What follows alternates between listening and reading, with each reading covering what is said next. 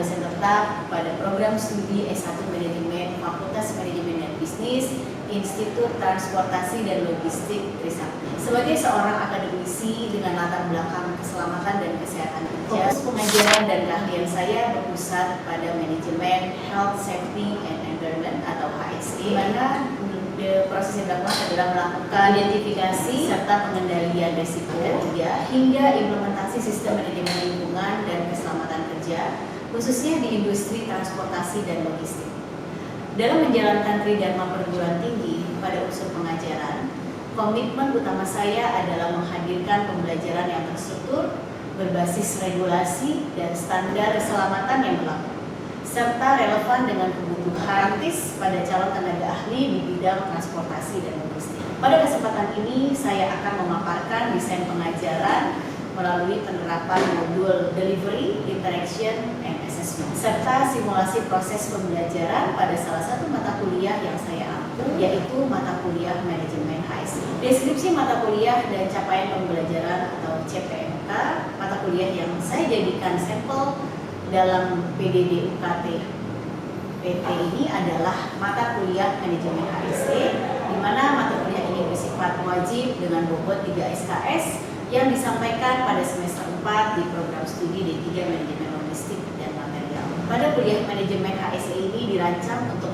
memberikan pemahaman secara menyeluruh mengenai perundang-undangan K3, teori dasarnya, teknik identifikasi bahaya, penilaian risiko, serta strategi implementasi sistem manajemen K3 di industri guna mencegah terjadinya kecelakaan kerja, akibat kerja, kebakaran, pencemaran lingkungan, maupun kerusakan material logistik. Capaian pembelajaran mata kuliah yang saya sampaikan, pesan dari mata kuliah ini diharapkan mampu, yang pertama, memahami konsep dasar dan kerangka perundang-undangan K3 serta manajemen HSE pada industri transportasi dan logistik. Kedua, diharapkan mampu melakukan identifikasi, pengklasifikasian, serta menganalisis sumber-sumber bahaya fisik, kimia, biologi, ergonomi, dan psikososial di tempat kerja. Yang ketiga, diharapkan dapat menjelaskan jenis, fungsi, syarat, serta pengelolaan alat pelindung diri, dan juga alat keselamatan kerja sesuai standar operasional. Yang keempat, diharapkan mampu mengimplementasikan sistem manajemen K3 melalui pendekatan SMKPP nomor 50 tahun 2012 maupun ISO 45001 berikutnya mengenai sistem dapat mengimplementasikan sistem manajemen lingkungan mengacu pada ISO 14001. Materi pembelajaran di mata kuliah ini disusun secara terencana selama 14 minggu tatap muka di luar ujian tengah semester dan juga ujian akhir semester. Pemaparan modul yang kami sampaikan dengan metode Delivery, Interaction, and Assessment. Yang pertama yakni Delivery. Pada aspek Delivery, penyampaian materi dilakukan dengan kombinasi pendekatan teori dan juga studi kasus kontekstual di industri, khususnya di industri transportasi dan logistik. Di mana dasar hukumnya kita mengacu pada Undang-Undang Nomor 1 Tahun 70, kemudian Peraturan Tenaga Kerja maupun standar internasional yakni ISO 14001 maupun ISO 45001. Yang berikutnya yakni konkretisasi visual dan alat fisik dalam pengajaran topik khusus seperti alat pelindung diri. Saya menghadirkan dan mengenalkan alat pelindung diri dalam kelas maupun mempraktekkan langsung kepada mahasiswa, mengenalkan secara langsung melalui pengenalan menggunakan alat maupun juga cara merawat alatnya. Yang berikutnya adalah penggunaan media dan juga model secara terstruktur, di mana mengkombinasikan ceramah interaksi, memberikan handout materi dan juga logbook kerja mahasiswa. Diharapkan mahasiswa dapat membuat catatan-catatan penting dalam proses pembelajaran di kelas.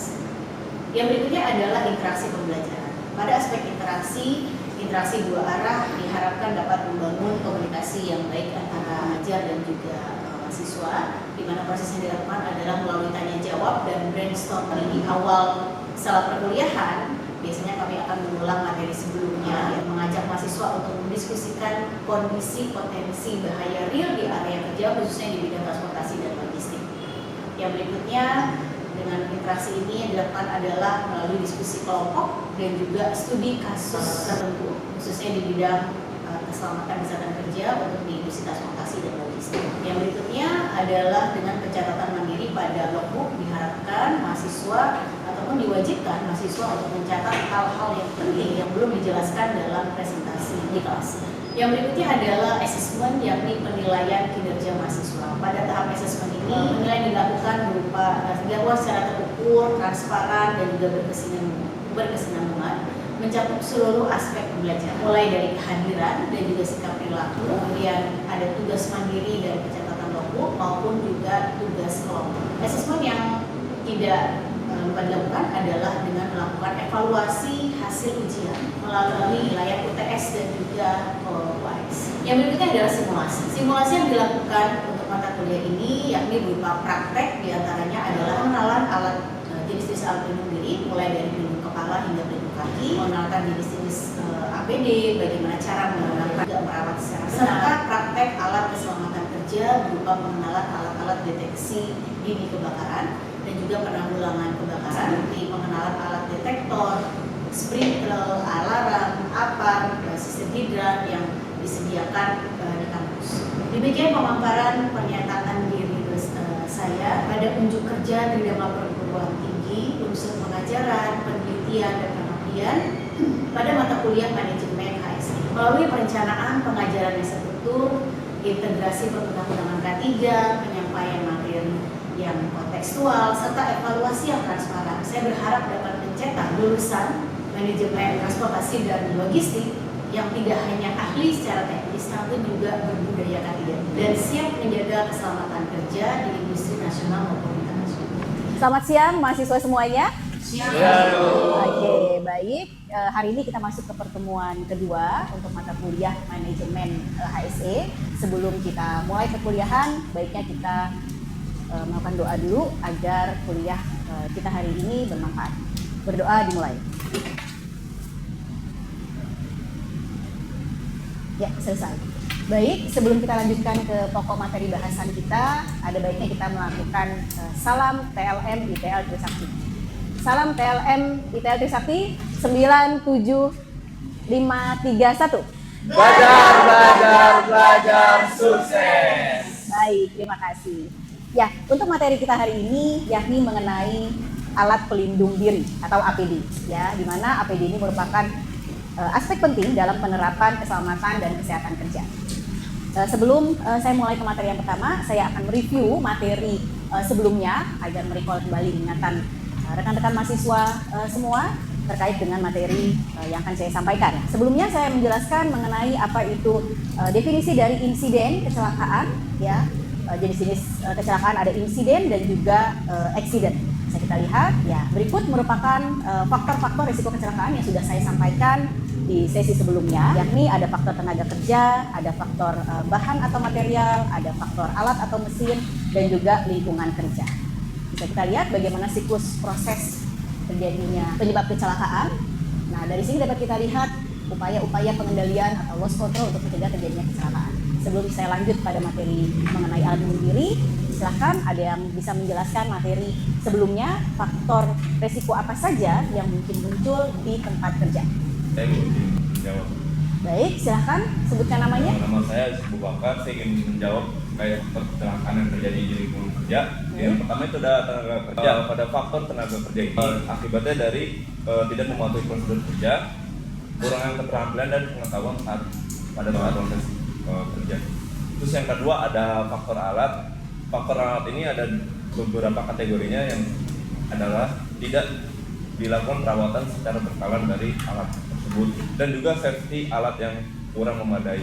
Dan selanjutnya ada faktor lingkungan, yaitu area kerja yang sempit dan cuaca buruk pada kondisi pekerjaan di luar ruangan. Dan yang terakhir adalah faktor bahan, mungkin dari proses penanganan bahan yang kurang baik ataupun penyimpanan yang tidak sesuai standar. Mungkin di situ saja dulu. Oke, baik. Kita kasih plus untuk teman yang sudah memberikan review materinya. Ya, betul sekali bahwa faktor penyebab terjadinya kecelakaan risikonya bisa muncul dari faktor manusia, yakni tenaga kerja seperti yang sudah disebutkan, kemudian juga dari alat-alat yang digunakan, kemudian juga dari material yang digunakan maupun juga lingkungan kerja. Jadi keempat faktor ini saling berinteraksi sehingga memunculkan yang namanya faktor bahaya dan risiko di tempat kerja. Untuk mencegah terjadinya kecelakaan, empat faktor ini harus kita manage, harus kita kelola Ya, untuk apa tujuannya? Adalah untuk mencegah terjadinya kecelakaan, untuk melindungi manusianya, untuk melindungi aset, yakni peralatan dan juga material maupun lingkungan kerjanya. Ya, yang hari ini akan kita bahas yakni tentang APD. Nah, APD ini untuk melindungi siapa? Oke, tenaga kerja tepatnya, ya betul sekali. Jadi APD melekat digunakan untuk tenaga kerja. Baik, berikut merupakan CPNK atau capaian pembelajaran mata kuliah kita di sesi ini mengenai alat pelindung diri. Diharapkan mahasiswa dapat mengetahui dan memahami jenis-jenis alat keselamatan kerja ataupun juga jenis-jenis alat pelindung diri.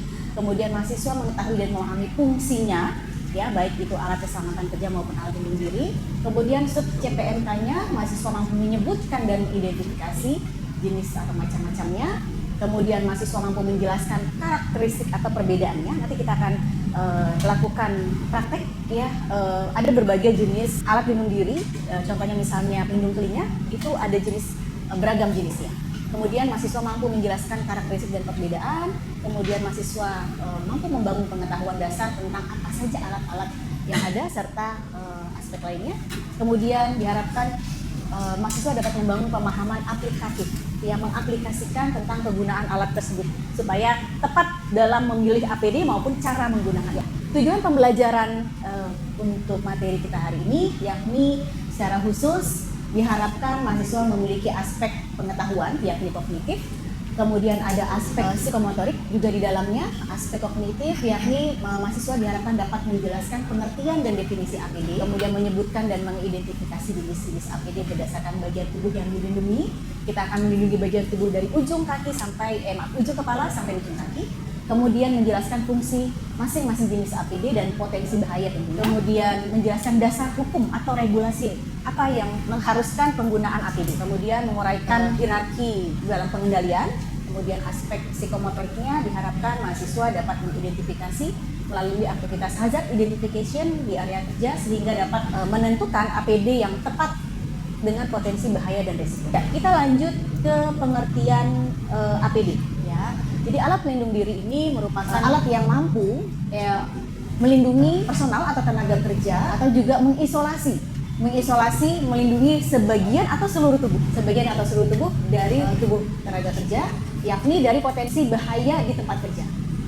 Begitu pula selanjutnya yaitu perlindungan keselamatan merupakan salah satu upaya teknis untuk melindungi tenaga kerja. Nah, ini dasar hukumnya yakni Peraturan Menteri Nomor 8 Tahun 2010.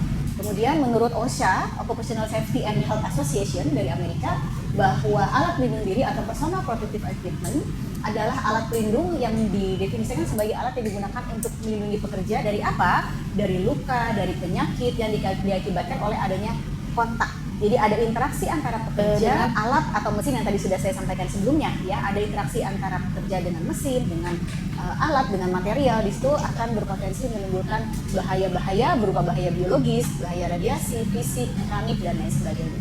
Sehingga salah satu upaya untuk pengendaliannya adalah menggunakan. Berikut juga menjadi kata kunci bahwa alat pelindung diri ini merupakan upaya terakhir untuk mencegah terjadinya kecelakaan. Bukan upaya pertama, ya.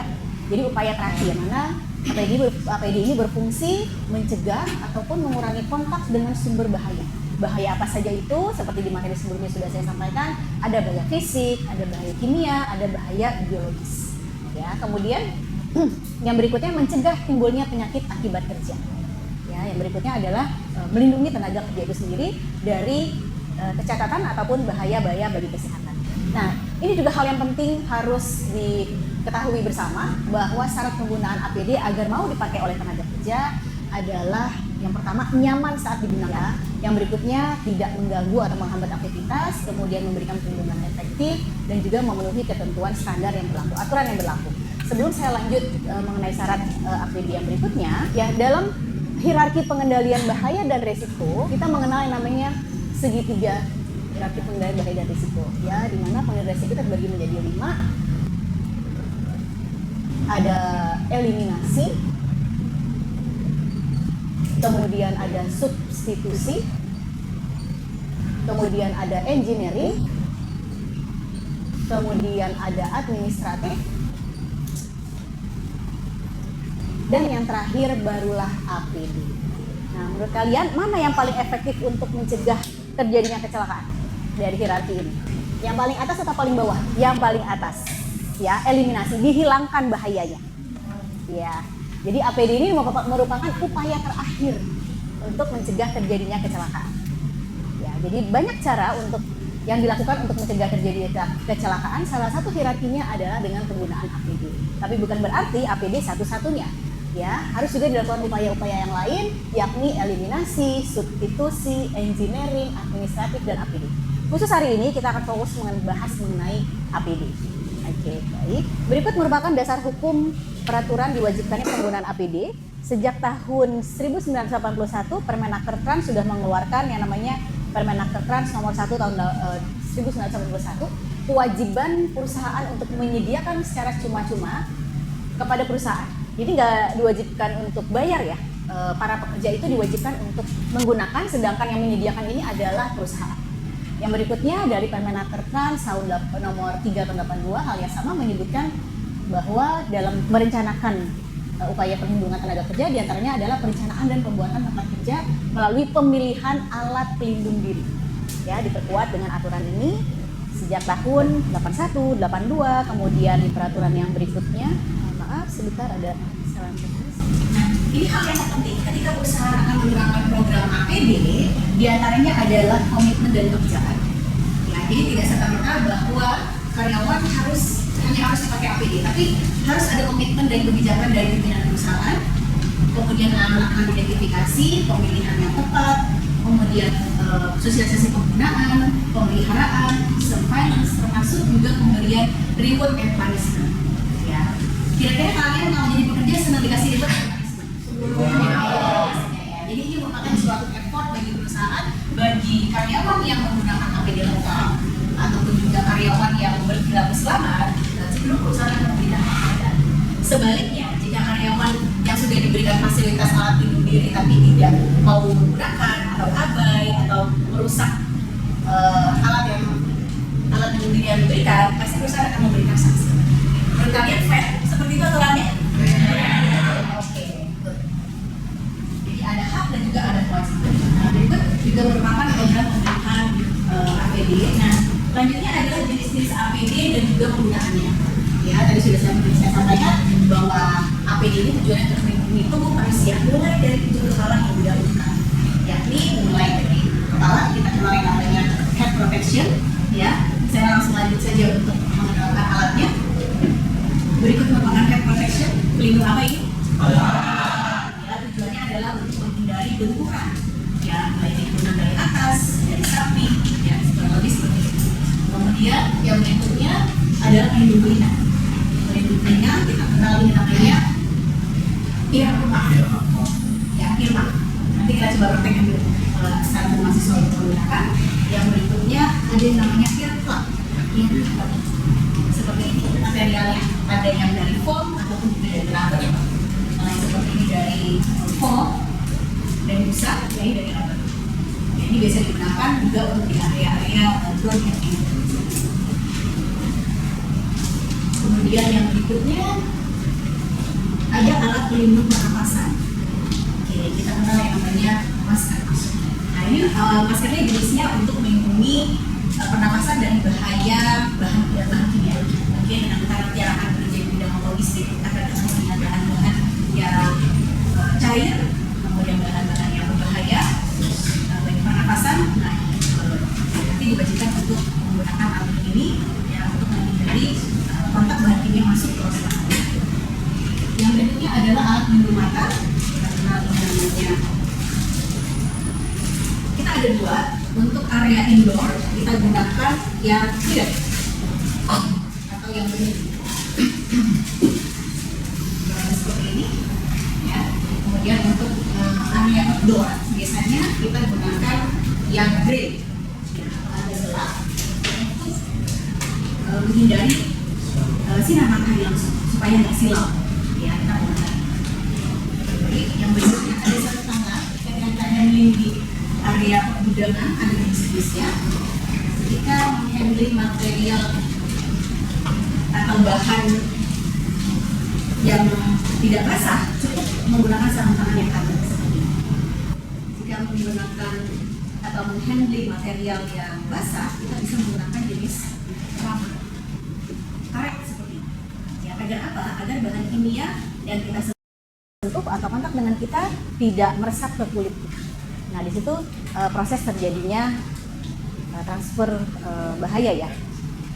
Kemudian yang berikutnya adalah untuk sarung tangan untuk melindungi dari bahaya akibat benda-benda tajam. Ya, misalnya pada aktivitas pemotongan, nah ini menggunakan sarung tangan yang rubber agar tidak tembus ke permukaan kulit kita. Kemudian yang berikutnya yang tidak kalah penting adalah rompi. Ya, berikut merupakan rompi keselamatan.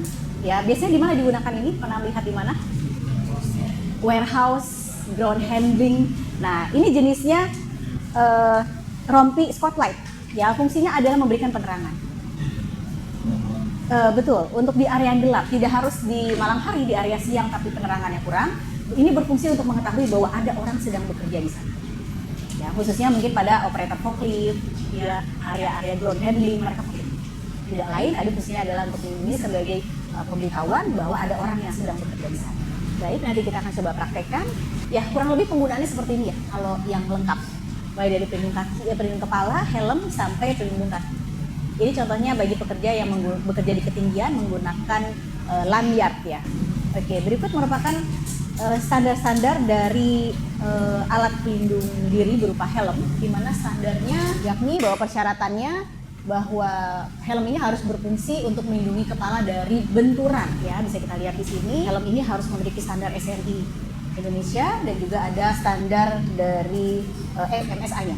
Ya, dipastikan bahwa helm ini sudah memenuhi standar keselamatan untuk bekerja di area-area yang kontak dengan bahan-bahan yang terhindar dari jatuhan atau terkendal dari material. Ya, berikut jenis-jenisnya helm ini, jenis dari materialnya. Kemudian ada juga alat untuk melindungi muka dan juga mata. Nah, ini untuk jenis goggles-nya ya, ada yang melindungi sebagian mata saja, ada yang melindungi atau menutup di area mata, kita sebut goggles. Ada yang face shield. Kalau face itu artinya melindungi bagian wajah. Ya, baik. Ya, berikutnya alat pelindung telinga yang tadi sudah saya jelaskan. Nah, perbedaannya kalau untuk earmuff dan earplug, oke. Ini kita sebut sebagai earplug ya. Ini fungsinya untuk mengurangi intensitas suara 10 hingga 15 desibel. Ya, biasanya untuk area-area yang tidak terlalu bising. Contohnya misalnya di area warehouse. Ya, untuk area-area yang menggunakan earmuff itu biasanya di area ground handling, penggunaan mesin pesawat misalnya, karena intensitas suaranya cukup tinggi ya, di atas 85 desibel ya, bahkan bisa mencapai 90 sampai 100 desibel. Jadi perlu alat pelindung telinga yang lebih dalam lagi. Bisa nggak dipakai dua-duanya, earplug dan earmuff? Bisa. Ya, kalau memang sangat-sangat bising ya, bisa dipergunakan. Ya, ini jenis-jenisnya yang tadi saya jelaskan. Ada yang materialnya dari busa dan juga atau foam, ada juga dari rubber. Ya, berikut merupakan alat pelindung telinga berupa earmuff. Nah, ini masker. Ya, tepatnya dust mask, pelindung pernafasan. Ya, baik, ini pelindung tangan. Ini sarung tangan yang sudah tadi saya jelaskan standarnya. Baik, sampai sini ada yang ditanyakan? Ya, silakan. Di sini saya mau tanya sih, kan kita sebagai profesional forklift itu kan sangat berat alatnya, dan juga kadang-kadang suatu terjadi itu banyak yang menggunakan bercanda di atas forklift itu. Apakah cukup pengendaliannya itu dengan menggunakan Baik, terima kasih pertanyaannya. Ya, kita simak bersama. Untuk pengendalian bahaya di tempat kerja, kembali lagi kepada teori yang saya sampaikan tadi. Ya, jadi untuk mencegah terjadinya kecelakaan di tempat kerja, karena kompleksitas dari interaksi antara tenaga kerja, alat, kemudian mesin, material, dan juga lingkungan kerja, jadi kita fokusnya bukan hanya melindungi tenaga kerja saja. Dan sumber faktor penyebabnya bukan hanya tenaga kerja, ya, tapi ternyata juga ada faktor dari mesinnya, kemudian dari alat maupun lingkungan kerja. Jadi APD ini bukan satu-satunya ya, jadi ada upaya terakhir. Kita juga harus mengendalikan dari faktor mesinnya, dari faktor materialnya, termasuk juga lingkungan kerja. Ya, mana yang paling efektif? Yang paling efektif adalah menggabungkan interaksi pengendalian ini semua. Jadi APD bukan upaya satu-satunya ya, tapi harus bisa menggabungkan pengendalian yang sudah saya jelaskan. Cukup menjawab? Baik, terima kasih. Oke, saya jelaskan slide berikutnya ya. Ya, berikutnya adalah alat pelindung kaki atau safety shoes. Jenis-jenisnya ada yang dari kulit dan juga dari rubber. Fungsinya sama untuk melindungi kaki kita atau melindungi jari-jari tepat ataupun juga telapak kaki kita. Ya, bisa kita lihat di sana standar sepatu safety itu bahwa di ujung sepatu itu ada steel toe cap namanya. Ada bagian besinya. Ya, kemudian di bagian dasar itu ada plat besi yang berfungsi untuk melindungi telapak kaki kita dari benda tajam ataupun tusukan. Oke. Baik. Selanjutnya saya akan bertanya kepada mahasiswa. Ya, siap menjawab ya. Apa perbedaannya alat keselamatan kerja dan alat pelindung diri? Silakan. Nama saya Julia. Kalau alat keselamatan itu adalah alat untuk penanggulangan keadaan darurat seperti kayak rambu-rambu kerja dan apa. Kalau alat pelindungan itu untuk melindungi para pekerja yang melekat di badan dari kondisi bahaya. Contohnya itu kayak helm, kacamata, masker, sarung tangan, earmuff, dan mobil keselamatan. Baik, terima kasih kepada rekan-rekan yang sudah menjawab. Betul sekali. Jadi ada perbedaan antara alat keselamatan kerja dan alat pelindung diri. Saya tekankan kembali bahwa alat keselamatan kerja itu di luar dari tubuh manusia digunakannya, sedangkan alat pelindung diri melekat pada tubuh manusia. Contoh lain alat keselamatan kerja contohnya adalah seperti bisa kita lihat ada sprinkler di atas atap plafon ruangan ini, ada sprinkler, kemudian juga ada detektor bisa kita lihat, ada alarm.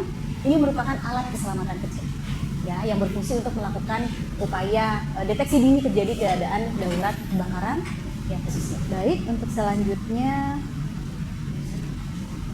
ya, untuk mata kuliah materi pembahasan kita kali ini saya menggunakan 3 referensi, yakni ada buku mengenai penyakit akibat kerja dan surveillance terkait dengan bahaya kesehatan kerja. Di sini ada standar-standar APD apa saja yang bisa digunakan. Kemudian juga dari buku Smart Safety, bagaimana panduan untuk memanage atau mengelola alat pelindung diri, termasuk pemilihan APD apa saja yang harus kita gunakan dengan potensi bahaya tertentu. Dan yang berikutnya ada buku pengantar dasar K3 bagi mahasiswa. Di kebetulan penulisnya saya dan juga rekan Pak Adenan. Ini biasa digunakan sebagai buku saku mahasiswa karena buku ini kebetulan cukup praktis dan teknis untuk bisa memahami penerapan HSE ataupun K3 di tempat kerja. Baik. Kemudian yang selanjutnya yakni review materi.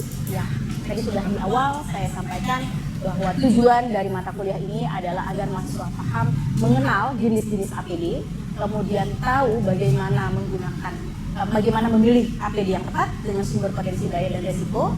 Kemudian yang berikutnya adalah bagaimana cara memilih dan juga merawatnya. Ya, diharapkan mahasiswa setelah perkuliahan ini tidak mampu untuk setelah program ini mahasiswa mampu untuk mengidentifikasi, memilih ya APD yang tepat untuk masing-masing bahaya dan risiko di tempat kerja. Baik, untuk sesi hari ini juga saya akan berikan tugas berupa studi kasus di gudang. Ya, silahkan mahasiswa jelaskan manfaat APD bagi pekerja di pergudangan. Kemudian sebutkan jenis-jenis APD apa saja yang wajib digunakan di area pergudangan. Nanti kalian silahkan jelaskan prosesnya seperti apa di gudang tersebut. Kemudian tentukan jenis APD yang digunakan, termasuk juga syarat-syarat penyimpanan APD-nya seperti apa. Tugas ini saya harap nanti di submit melalui LMS masing-masing mahasiswa untuk dapat saya nilai di LMS-nya masing-masing. Ya, hal ini tidak lain tujuannya adalah untuk mengukur kemampuan mahasiswa dalam menyerap materi yang sudah saya sampaikan hari ini. Baik, saya cukupkan sekian. Terima